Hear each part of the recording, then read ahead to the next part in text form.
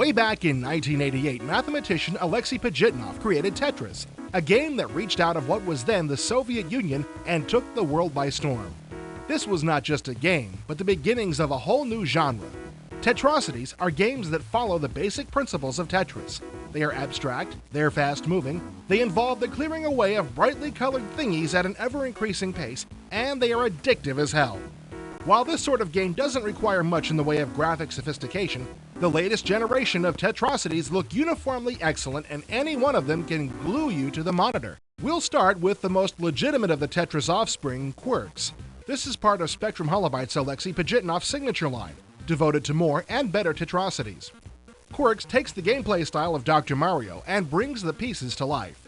As the quirk pairs descend from above, they stare at the player, who must connect 3 or more horizontally and/or vertically. While you can play 2-player, you can also take on one of the 13 animated opponents: bugs, monkeys, mutant fish, that sort of thing. They actually react to the game as it progresses. You can also play in a 1-column practice mode or try out the puzzle mode, in which you must remove all of the quirks from the field with the prearranged quirk pairs. If I seem to be rushing through this, it's because we reviewed quirks in much greater detail last episode. Another previously reviewed title worth mentioning here is Endorphin from Time Warner Interactive. This is perhaps the first New Age computer game. The look is consistently psychedelic with hot world-beat grooves in the background. The idea is to roll your cube on top of the designated colored square in such a way that the matching color on the cube faces the square. Meanwhile, the soundtrack is also providing positive subliminal messages to liven up the slogan, "Play more, feel better." I can't vouch for whether the messages make any difference, but this is a fun game to play and will always keep your eyes dazzled. For more information, watch our review in episode 17. The most hyper and the most heavily hyped of the Tetrosities is Zoop from Viacom. The ever-advancing pieces are now closing in from 4 sides. There are now 4 color-coded shapes that move in for the kill 1 piece at a time. There's no telling which line will get longer when. It's completely random. You get about 2 seconds warning before a new piece appears. You must prevent the pieces from reaching your territory, the square in the center. Clearing pieces in Zoop is a little complicated, but it soon becomes second nature. You launch the triangle in the center by whacking the control key. It zips out whichever way it's pointing, then zaps back. The action is called zooping. When your wedge hits a shape of the same color, it absorbs it, adding points to your score. When you hit a different colored piece, the wedge trades colors with it and the piece stays on the board. The more pieces you can zoop away at once, the higher your score. There are also a number of bonus items you can pick up from the board to help you out.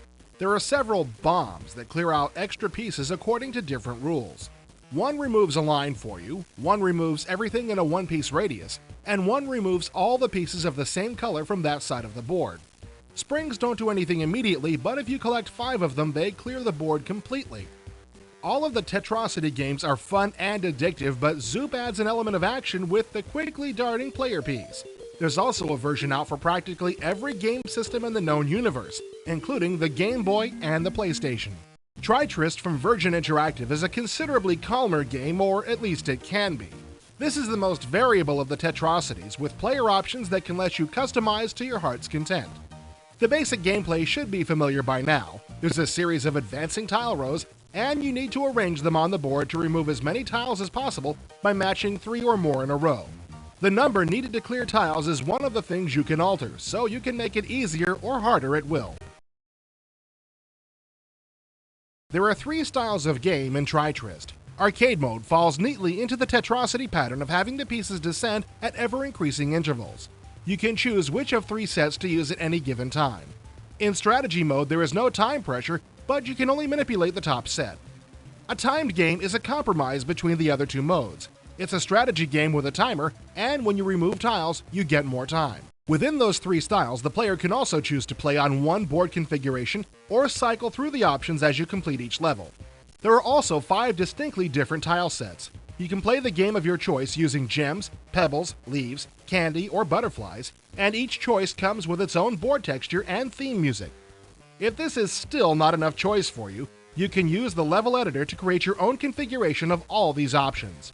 If you prefer, the tile rows can appear in sets of 2 instead of 3, or in L-shaped patterns. It's all up to you. And did I mention this whole thing is 4-player network compatible? These are all very good games, and it's next to impossible for me to choose any one as being better than the others. Each has its own distinctive feel which will appeal more or less to different players. Quirks has the cute character animations, Endorphin is dripping with new age grooviness and psychedelia, Zoop is fast, frantic, and pastel, and Tritrist is practically a build-your-own game kit. If you're looking for a new Tetrosity fix, you won't regret buying any or all of these titles. They're all easy to learn, fun to play, completely addictive, and thoroughly frustrating. Have fun!